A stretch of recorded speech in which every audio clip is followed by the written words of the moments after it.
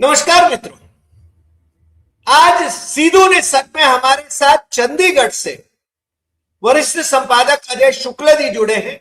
अजय जी, आपका सीधू ने सच में स्वागत। चंडीगढ़ का विशेष महत्व और महात्मा है आज, क्योंकि अमेरिका के सामने हम सरेंडर हो रहे हैं और वेस्टर्न कमांड में अधिकारियों को शायद आदेश दिया गया हो कि अमेरिकी राजदूत और उनके एक एडमिरल, उनकी सेवा में पूरा वेस्टर्न कमांड यानी जम्मू कश्मीर से लेकर राजस्थान तक के 200 जो हमारे थाने हैं, उनका हेडक्वार्टर, वो जिस प्रकार से ब्रीफिंग उनको दे रहा है, वो मुझे अजीब लग रहा है कि ये शायद पहली बार हो रहा है। यानी हमने ये देखा, ट्रंप साहब ने जिस प्रकार से घोषणा करी थी कि भारत की विदेश नीति, भारत की सुरक्षा नीति और भारत की वित्त नीति ये अब अमेरिका की नीतियों से अलाइन होगी। तो ये तो साहब सुरक्षा नीति से सीधा सीधा अलाइन होने की शुरुआत हो गई। हम क्या सरेंडर कर रहे हैं? और दूसरी बात, आज का एक घटनाक्रम और भी है कि एप्स्टीन फाइल्स में जिनकी छोटी छोटी बच्चियों के साथ व्यभिचार करते हुए तस्वीरें हमें देखने को मिली, डिपार्टमेंट ऑफ जस्टिस अमेरिका का जो है, अमेरिकी गवर्नमेंट का, वो जनाब बिल गेट्स, उनका तो बड़े शानो शौकत से आंध्रा के मुख्यमंत्री एन चंद्रबाबू नायडू ने सम्मान किया, उनकी आवभगत की। मगर ये बदनाम है एप्स्टीन फाइल में, तो उनको शायद एआई कॉन्फ्रेंस जो दिल्ली में चल रही है उसमें वक्ता के नाते उनका नाम हटा दिया गया, ऐसा हमें जानकारी मिल रही है। ऐसे स्थिति में अजय जी, हम आपसे गुजारिश करेंगे कि ये हमारी सुरक्षा नीति हमने सरेंडर कर ली क्या? इस पर क्या कहेंगे आप अजय जी? नमस्कार हरि भाई, आपको और सभी प्यारे दर्शकों को। आपको याद होगा कि इतवार को यानी रविवार को हमने अपने रात शाम को चर्चा की थी, और उस चर्चा में मैंने बताया था कि कैसे 6 फरवरी 2026 को एक एग्जीक्यूटिव ऑर्डर जारी किया है। अमेरिका के राष्ट्रपति डोनाल्ड ट्रंप ने ऑर्डर जारी किया, बयान नहीं। उस ऑर्डर में उसने लिखा है कि इंडिया के साथ में जो समझौता हुआ है उसके तहत अब इंडिया की नेशनल सिक्योरिटी, इंडिया की फॉरेन एक्सटर्नल अफेयर पॉलिसी और इंडिया की इकोनॉमी पॉलिसी अमेरिका से अलाइन होगी। यानी तीन ही चीजें तो होती हैं संप्रभुता के लिए, वो तीनों हमने गिरवी रख दी, तीनों हमने कर दिया। सरकार, हम आपके आगे सरेंडर है, हमने आपकी अधीनता स्वीकार कर ली है, आप हमारे महाराज हैं, हम आपके सूबेदार के तौर पे हिंदुस्तान में काम करेंगे। यानी भारत कॉलोनी बन गया अमेरिका की। जी, मुझे लग रहा था कि इसमें कुछ टाइम लगेगा और कुछ होगा, लेकिन कल जब खबर आई कि अमेरिका के राजदूत भारत क्या नाम है, चंडीगढ़ आए हुए हैं, मैंने पता किया क्यों आए हुए हैं। मैंने देखा तो उनका ट्वीट था कि वो चंडीगढ़ पहुंच चुके हैं और वेस्टर्न कमांड जा रहे हैं।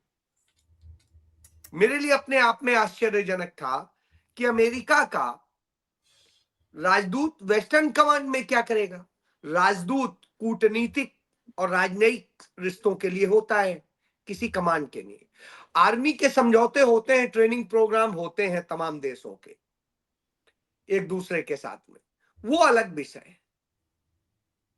लेकिन अमेरिका का राजदूत हमारे वेस्टर्न कमांड में क्या करने आ रहा है? पता किया तो वो यहां निरीक्षण करेगा। उसके साथ में उसके यहाँ के भी कुछ सैन्य अधिकारी आए हुए हैं जो सारा भारत की उसको चेक करेंगे। अब आप पहले जान लीजिए वेस्टर्न कमांड है क्या। आप जम्मू कश्मीर की बात करें, हिमाचल की बात करें, पंजाब की बात करें, या इधर राजस्थान के इधर बॉर्डर तक की इधर की सबकी बात करें, ये सब पश्चिमी कमान यानी वेस्टर्न कमांड के ही अंडर में आता है। इस कमान का जो मेन क्या है, सबसे बड़ी पाकिस्तान की सीमा इसी के अंडर आती है। पाकिस्तान से निपटने, देश की सीमाओं की रक्षा करने और सबका इसके हाथ में।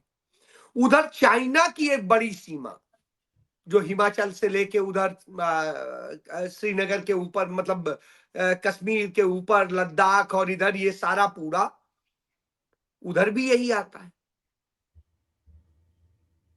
तो यानी हमने किया क्या है, हमारे दोनों जगह के जो स्ट्रेटजिक जहां से ऑपरेशंस होते हैं, मूव होते हैं, जहां से डायरेक्शंस दिए जाते हैं, क्योंकि सेनाध्यक्ष युद्ध नहीं लड़ता है, जो लेफ्टिनेंट जनरल्स होते हैं डिफरेंट डिफरेंट उसके, वो लेफ्टिनेंट जनरल्स लीड करते हैं और यहां पर लेफ्टिनेंट जनरल बैठता है। इसीलिए आज तक भारत में सबसे ज्यादा जो सेनाध्यक्ष हुए हैं वेस्टर्न कमांड के ही लेफ्टिनेंट जनरल हुए। अब आप ये सोचिए, क्योंकि हमें खतरा मेन दो ही देशों से, बाकी से तो छुटपुट है, बांग्लादेश, श्रीलंका, म्यांमार, ये छोटे छोटे से, ये बेचारे लोग वहां के घुस आते हैं जो भूखमरे हैं, गरीब हैं, वो अलग विषय है। लेकिन यहां तो हमें दुश्मन वाला खतरा है, और जब दुश्मन वाला खतरा हो, वहां पर आके क्या हो रहा है, तो साहब सवाल तो उठना चाहिए।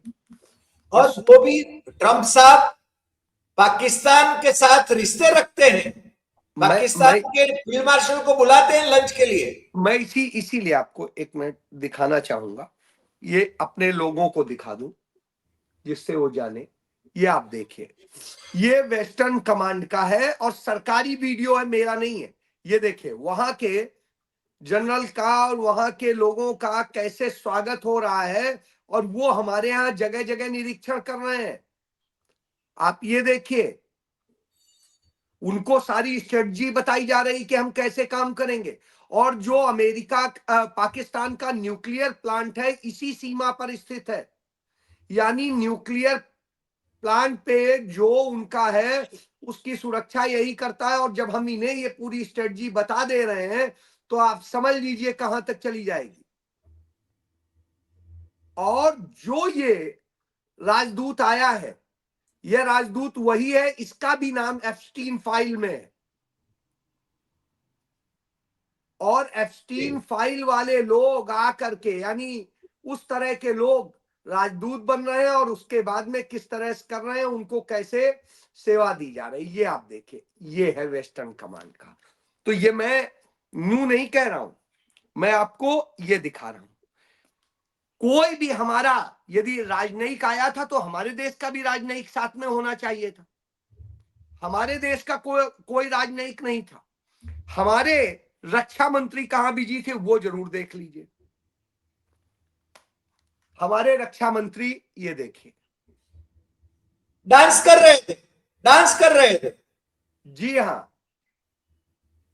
ये देख लीजिए। ओ, बच्चियों के साथ हाँ, ये होली हमारे खेल रक्षा रहे हैं, मंत्री, होली खेल ये रहे हैं। हमारे रक्षा मंत्री जो क्या कहते हैं, नड्डा, पीयूष गोयल, और ये सब जो बड़े बड़े मंत्री हैं, देखिए ना बगल में पीयूष गोयल भी खड़े हैं, वो भी खड़े हैं, जेपी नड्डा भी खड़े, देखिए ना, दिख रहा है ना, ये देखिए पीछे की साइड। और ये ये सदगुरु के यहाँ भी अवार्ड दे रहे हैं आर्मी वालों को। वही बता रहा हूं, ये सब ये एंजॉय कर रहे थे। ये है, ये इनकी राष्ट्रभक्ति है, ये इनकी देशभक्ति है, जो भी कह दीजिए, इनका राष्ट्रवाद है। अब आप सोच लीजिए, यह लोग हैं ये, तो जिनका यह हो तो आप उनसे कल्पना कर लीजिए। साहब आप इसमें मस्त हैं, देश जाए भाड़ में, यह स्थिति इन्होंने कर दी है। इनके लिए कोई मायने नहीं रखता, न राष्ट्र प्रेम मायने रखता है, ना और कोई चीज मायने रखती है। ये असल में देश के सबसे बड़े गद्दार ये हैं, और ये गद्दारी कोई यही है, ये गद्दार ही नहीं है, ये भ्रष्ट भी हैं, ये कुकृत्य करने वाले भी हैं, बलात्कारियों के साथ खड़े होने वाले भी हैं, उन्हें संरक्षण देने वाले भी, हर कुकर्म करते हैं।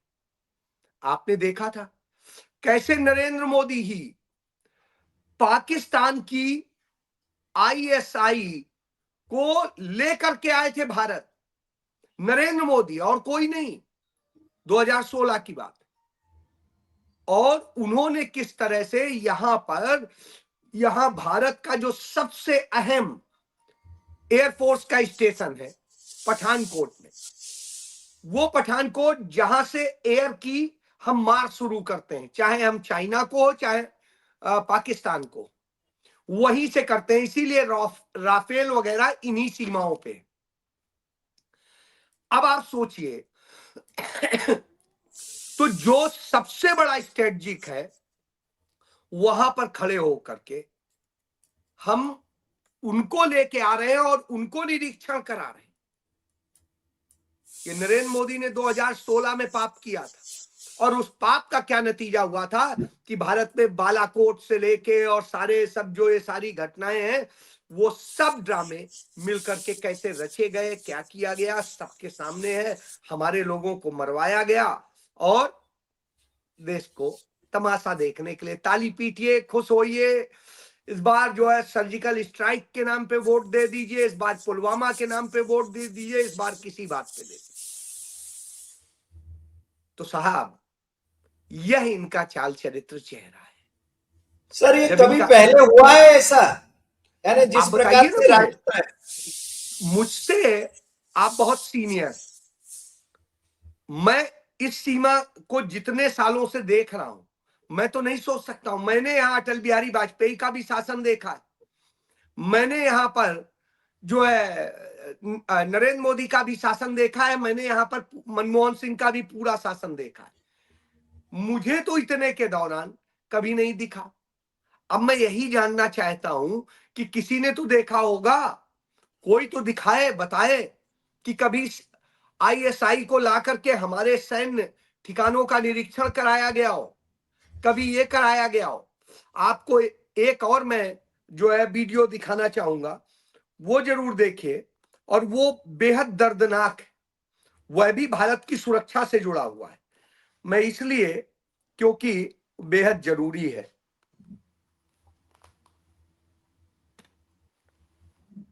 Life of a war-wounded soldier. I'm not here to list the struggles. After all, this is a life we chose. The uniform of the Indian Army does not come with complaints. We know that. It comes with commitment. And we have no regrets. But to understand, choosing sacrifice does not mean accepting injustice. 22 years ago, my husband came back from the battlefield with one artificial leg. And when he came back with his head high. However, when he wore his uniform that day, he did not negotiate the risk. He did not calculate the cost. He did not ask whether sacrifice would be tax exempt. He gave his limb to this nation, to his nation. And today, we are told that a disability pension can be treated as income. Really? Income? Is losing a leg an earning? Is permanent pain a privilege? A war-wounded soldier's disability pension. ये मैं इसलिए दिखा रहा हूं It is not a कि भारत सरकार ने, नरेंद्र मोदी सरकार ने क्या किया है। ये महिला एक उस सेना के अफसर की पत्नी है जिस अफसर ने डिसेबल हो गया, मतलब पूर्ण तौर पे विकलांग हो गया, भारत की सीमाओं की सुरक्षा करते हुए। ऐसे व्यक्ति को डिसेबल पेंशन मिलती, और जिसे ये दिव्यांगता, विकलांगता जो भी आप कहते हो, पूरी तरह से विकलांग, जो मतलब कुछ भी नहीं कर सकता है, उस शख्स की पेंशन पर इस सरकार ने टैक्स लगा दिया। वो पेंशन, उस पेंशन पे कभी टैक्स नहीं लगता था। वो कोई आप वो इनकम नहीं दे रहे हैं, वो उसके उस गुजारे की स्थिति के लिए दे रहे हैं। तो उस पेंशन तक को टैक्सेबल कर दिया है। ये देश के लिए, ये देश के लिए क्या करेंगे भाई? मैं यही कहता हूं, ये देश राष्ट्र दो ही है असल में। इसीलिए मुझे आज भी याद है, मैंने एक मैं जब एडिटर इन चीफ था उसमें आईटीवी नेटवर्क का, ये आप देखेंगे, तब मैंने एक उनका अखबार था जो उसमें आज समाज में खबर लिखी थी, वो है मर्ज के कारगर इलाज की जरूरत। ये 2019 का है, ये तारीख है 17 फरवरी 2019 को। मैंने इसमें लिखा है, सीआरपीएफ के काफिले पर पुलवामा में हुए आत्मघाती हमले में हमने अपने 40 जवान खो दिए। हमारे देश की सीमाओं के साथ ही आंतरिक सुरक्षा में सबसे बड़ी भूमिका अर्ध सैन्य बलों की है। यह अब तक का सबसे बड़ा आतंकी हमला है जिसमें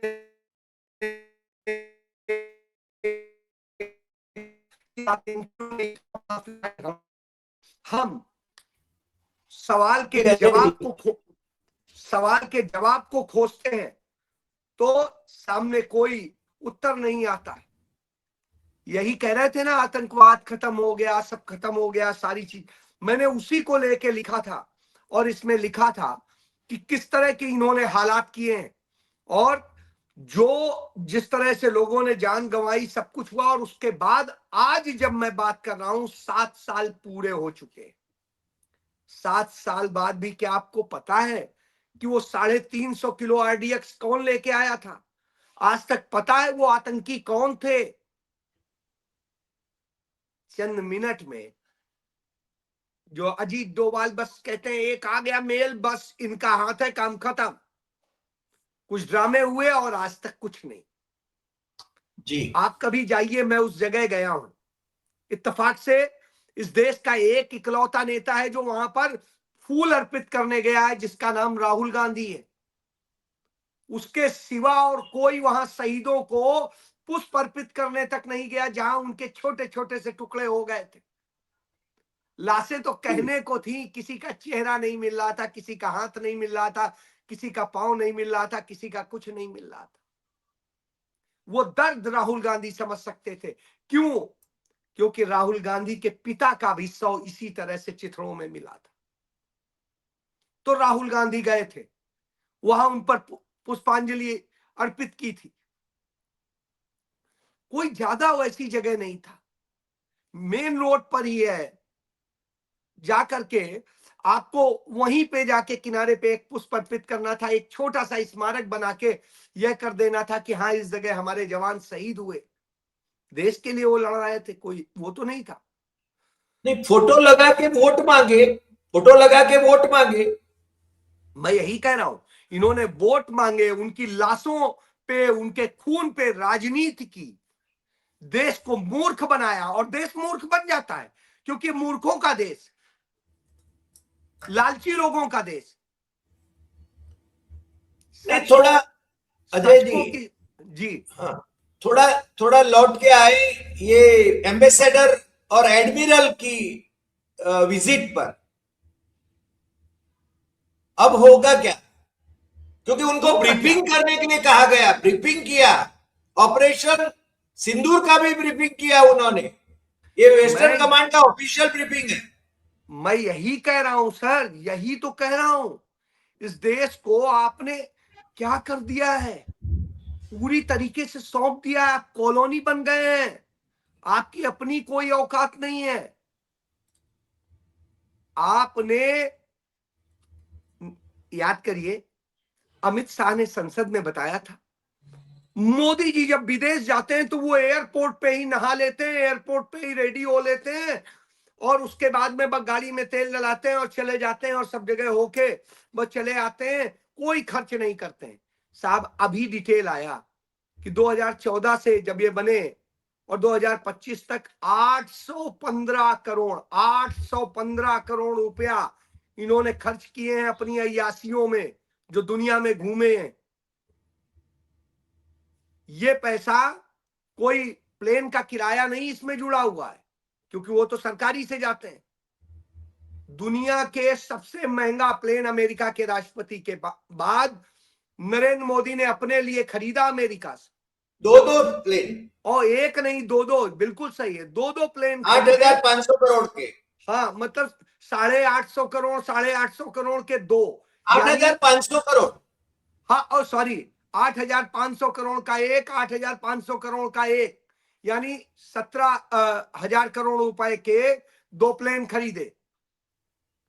और फिर 815 करोड़ ये खर्चा किए सिर्फ अय्यासियों पे, ये किसी और चीज पे नहीं है, क्योंकि भोजन वहां पर जो भी आपको डिनर और लंच और वो सब कराते ही हैं, वहीं से होता है। एक पैसा आपका कहीं नहीं खर्च होता है।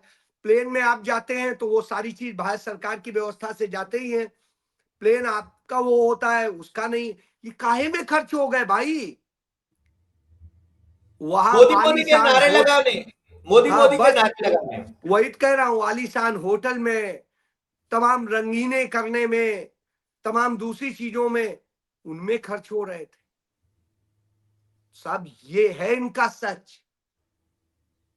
तो अब आप सोच लीजिए किस आदमी ने, तो आप देखिए, यदि आप देखिएगा कि 2014 से लेकर के इन्होंने टोटल 96 यात्राएं की, 96, और जिनमें 76 देशों में गए, 76 देशों में, और यहां गए 815 मतलब 815 करोड़ 42 लाख रुपए इन्होंने खर्च किए।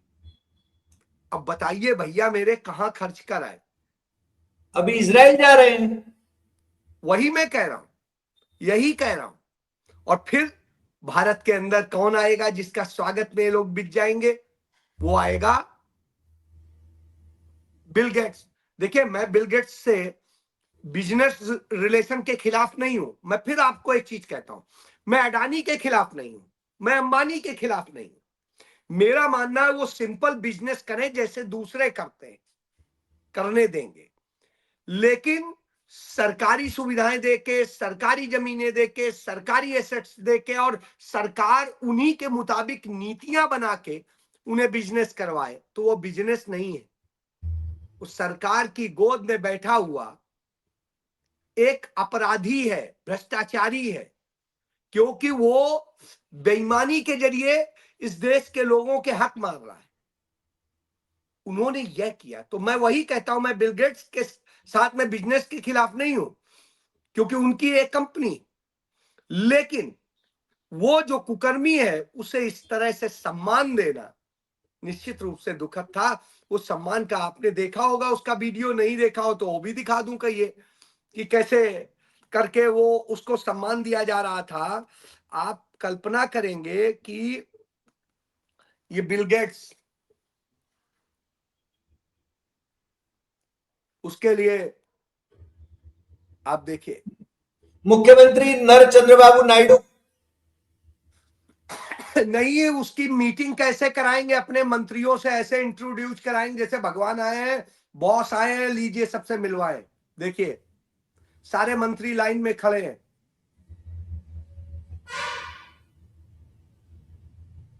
जी,